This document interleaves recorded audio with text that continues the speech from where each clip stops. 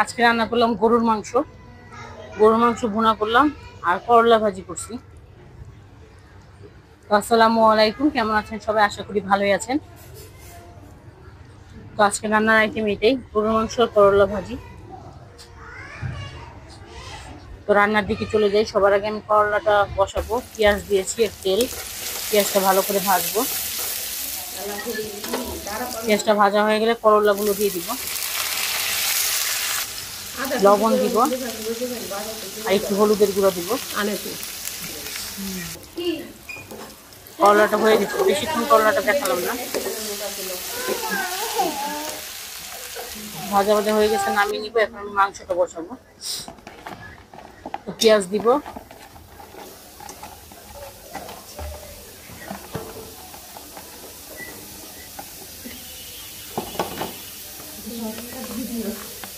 তেল দিব পরিমাণ মতো, দিয়ে পেঁয়াজটা ভালো করে ভাজবো।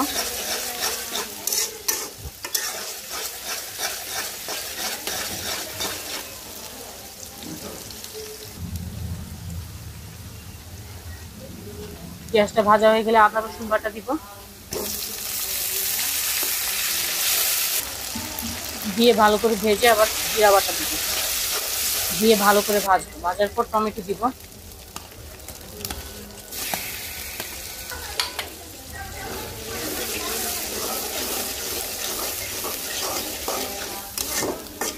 এরপর আস্তে আস্তে মশলাগুলো দিব। লবণ দিব, হলুদের গুঁড়া দিব, মরিচের গুঁড়া দিব, পরিমাণ মতো সব মশলাগুলো দিয়ে দিব।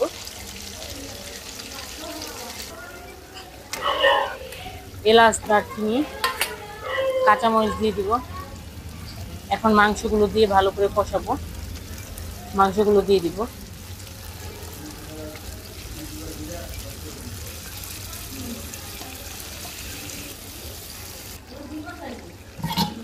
ঢেকে দিব। ঢাকনাটা উঠিয়ে একটু পরপর নেড়ে চেড়ে দিব কষানো পর্যন্ত।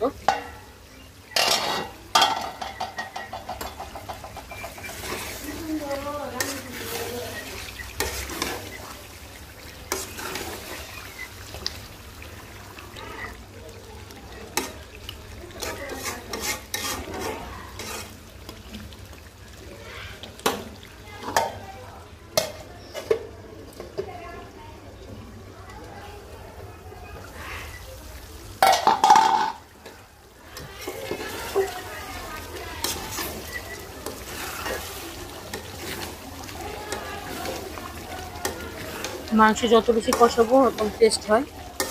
ভালো করে কষাবো। কষানো হয়ে গেলে পরিমাণ মতো ঝোল দিয়ে দিব।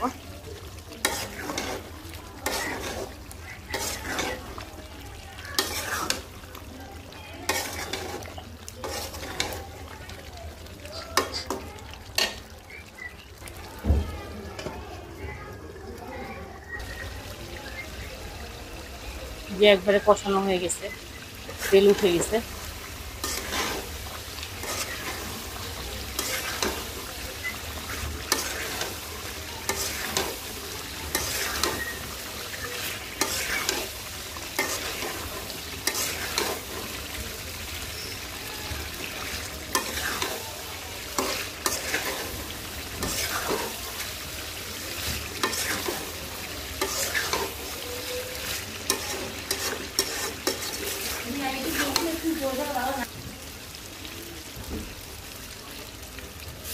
এখন ঝোল দিয়ে দিব পরিমাণ মতো।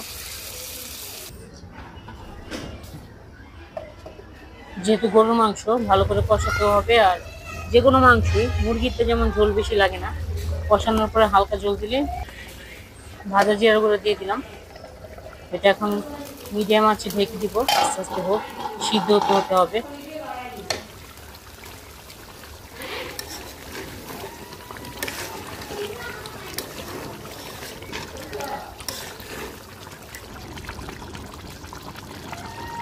তো এই যে হয়ে গেছে, এখন নামিয়ে নিব। ভালো থাকবেন সবাই, আসসালামু আলাইকুম। আর সবাইকে জুম্মা মোবারক।